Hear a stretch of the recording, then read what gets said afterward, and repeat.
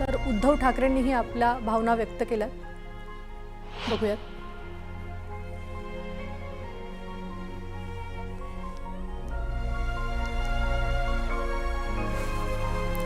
आशा भोसले यांच्या निधनाची बातमी ऐकून अत्यंत दुःख झालं। भारतीय संगीत विश्वातील एक अमर आवाज आज शांत झालाय। त्यांच्या स्वरांनी अनेक पिढ्यांना आनंद दिला, भावनांना स्पर्श केला। त्या एक दिलखुलास व्यक्तिमत्व होते। लता दीदी यांच्या नंतर त्या संगीत क्षेत्रातील एक महान पर्वाच्या स्तंभाप्रमाणे उभ्या होत्या। भारतीय संगीत क्षेत्रातील हा स्तंभ कोसळला, त्यांचे गाणे हेच त्यांचे अमरत्व राहील।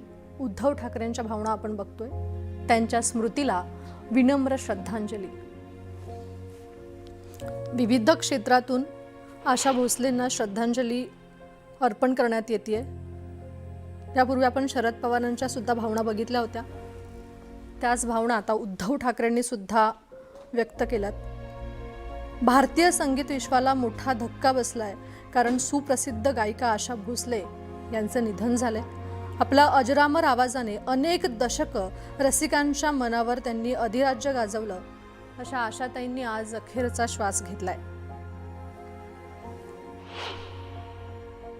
आशा भोसलेजी आपल्यातनं निघून गेल्या, फार मोठं दुःख देशातल्या महाराष्ट्रातल्या संगीत चाहत्यावर आहे, त्यांच्या कुटुंबावर आहे। खरं तर महाराष्ट्र आणि देशाला संपूर्ण जगावर संगीताच्या माध्यमातून अधिराज्य करणाऱ्या आशाताई आज आपल्यात नाही, हे संगीत चाहत्याला मान्य नाही। खरं तर 12,000च्या वर गाणे त्यांच्या जीवनात त्यांनी गायली।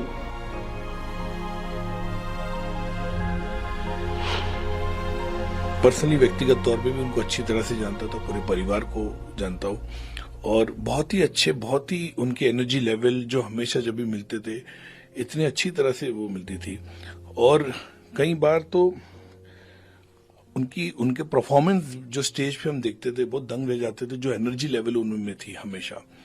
और बहुत बड़ा हमने एक सिंगर को खोया आज, एक ऐसे सिंगर जो मेरे ख्याल से उनके गाने सुन के हम लोग बचपन से बड़े हुए हैं, और हर जनरेशन को, आज हम जेनजी की बात करें, वो जनरेशन भी आशाताई के गाने पे, चाहे वो पब में, डिस्को में या जहां पे भी हम देखे उनके गाने पे थिरकते लोग आज भी उनको याद करते।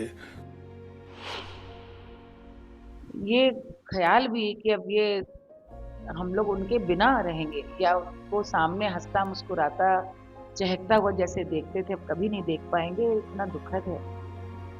आशाताई ने इतनी बड़ी एक लेगेसी क्रिएट की है।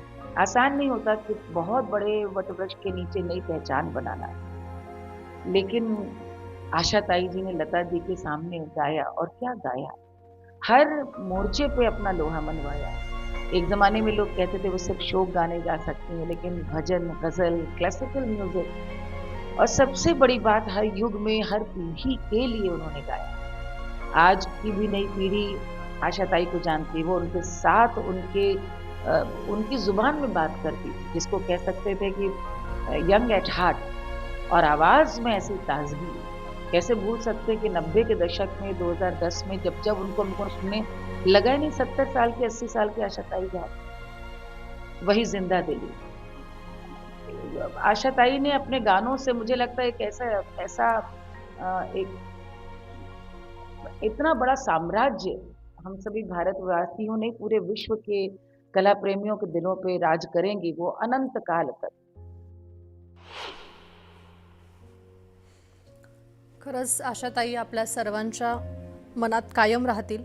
कधी चुरा लिया है तुमने म्हणत प्रेम व्यक्त करणारा आवाज, कधी दम मारो दम म्हणत बिंदास जगायला शिकवणारा अंदाज, तोच आवाज आज कायमचा शांत झालाय। ज्येष्ठ गायिका आशा भोसले यांचं निधन झालंय आणि प्रत्येकाच्या मनात आज एकच भावना आहे, काहीतरी खूप आपलं जवळचं माणूस हरवल्याची भावना ही प्रत्येकाच्या मनात असल्याचं आपण बघतोय।